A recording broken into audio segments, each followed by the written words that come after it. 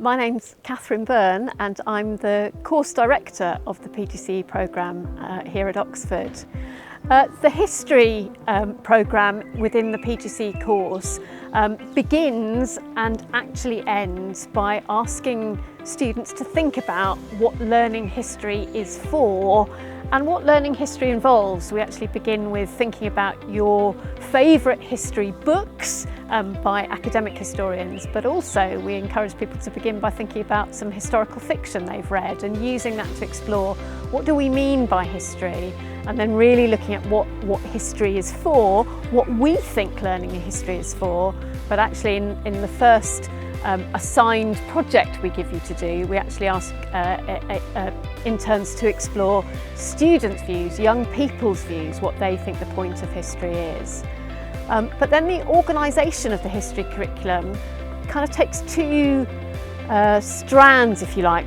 One, I think for everybody, is about developing history subject knowledge, because the thing about history is there's just so much of it and everybody finds there is more history that they have to learn. So we do quite a lot of work in looking at areas of subject strength that you bring and how you can help one another, but also how can you develop your knowledge quickly and confidently to teach unfamiliar periods. So there's that element, but there's also thinking about what are the common issues, the common questions, and we talk about the common second order concepts, the key defining features of learning history, which are questions about why things happen, the consequences of things, change and continuity, patterns of change, the significance of historical events. So we also look at those big defining historical questions and actually think about how do you teach, how do you build developing understanding in relation to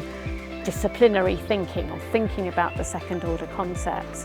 But all of that thinking about the knowledge that makes up history, questions about how do we know about the past, you're bringing that together with thinking about the young people that this history is for and understanding the needs of diverse learners. So we move from thinking about the history to thinking about all the learners in the classroom.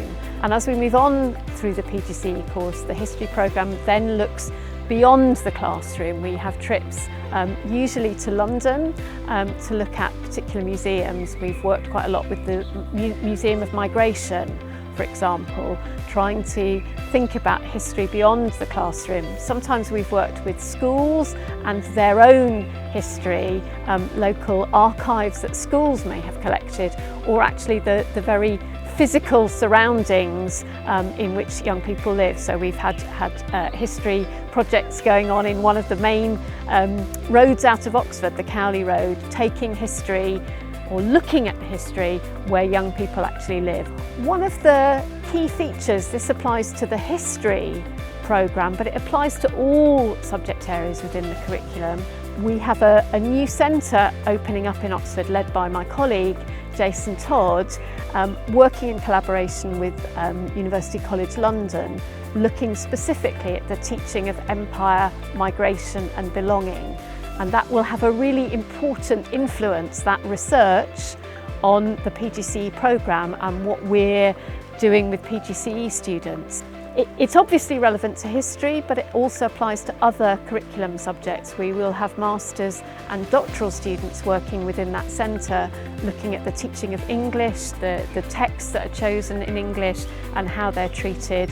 It will have implications for geography education. So it's an important interdisciplinary project that we're really proud of within the university and really aware of how much we need to continue learning from research and using that research into the subjects, into history, into geography, into literature, but also research into how do you teach those sensitive issues of post-coloniality and race, those sensitive issues, how do you teach them as effectively as you can to young people across all those subjects?